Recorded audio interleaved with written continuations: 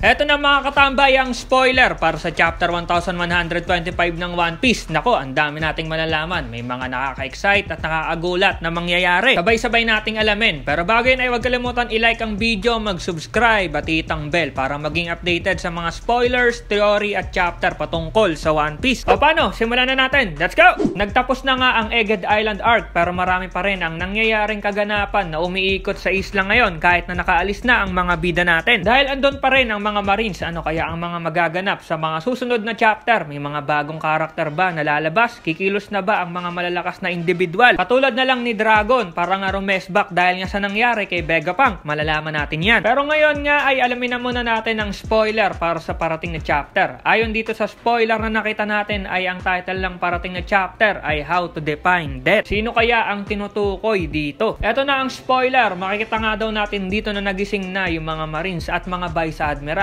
buhat nung napakalakas na haki ni Joy Boy. Nang maging maayos na ang lahat, etong mga Vice Admirals ay nagsorry nga dito kay Saturn dahil doon sa nangyari. At nagsuggest pa nga sila na sundan nga sila Luffy papuntang Elbap. Baka nga daw mahabol pa nila. Bigla naman nagsalita itong si Saturn na wag na nga daw, hindi na kailangan. Nakuha naman na daw nila yung talagang plano nila. Pero ang naging palpak lang sa nangyari ay yung ginawa daw nila Vegapunk na broadcast. Hindi daw dapat yon naganap. Eto mga katambay, dagdag ko lang kasi nakita ko kanina na naihabol ito sa spoiler. Sabi dito na okay na sana lahat at parang maghahanda na sila umalis pero itong si Vice Admiral Doberman biglang napatanong kay Saturn na yung mensahe daw ba ni Vegapunk ay lahat ng yon totoo. Siguro may inis pa din si Saturn sa utak niya kaya nung narinig niya yung sinabi ni Doberman, ginamit niya yung powers niya at pinasabog yung ulo nitong Vice Admiral na si Doberman. Naku po, nagtanong pa kasi, yan tuloy. Lipat tayo doon naman sa taas. Dito daw sa Punk Records kung nasa nakalagay yung tangke ng utak ni Vegapunk ay bigla daw tumataas yung kinalalagyan ng Punk Records. Ang dahilan daw nito ay na-activate yung cloud machine ni Vegapunk. Paano na-activate yon nang wala nang pwedeng mag-control sa Punk Records unless meron dong natira o sino na nagko-control ngayon sa computer room? Nakita yun ni York at nagulat yon. Kaya ang ginawa niya, pinipigilan niya yung pagtaas ng mga ulap pero nahuli na nga ito. Nakatangsin at napunta sa authority room sa Marijoa kung nasan yung mga Gorosei. Habang may meeting nga yung mga Gorosei, biglang dumating doon si Saint Garling at nasabi na ito na daw yung bagong member ng Gorosei, ang Warrior God of Science and Defense. Napapalitan na nga niya si Saturn. Naku po Saturn, yari ka na, tanggal ka na. Pagkatapos ma-introduce si Saint Garling bilang bagong miyembro ng Gorosei ay ito na. Doon sa Egghead ay itong si Saturn may naramdaman at may mga lumalabas na nga na parang mga itim na apoy sa katawan niya. Dito na nagmakaawa si Saturn kay Imu pero alam naman natin ang mangyayari. Yan ang nga bang sinasabi ko. Naisip ko na to dati na malamang kapag hindi nagawa nila Saturn yung mission nila sa Egghead, may gagawin si Imu sa isa sa mga Gorosei dahil konektado ang powers ni Saturn kay Imu. At ito na nga,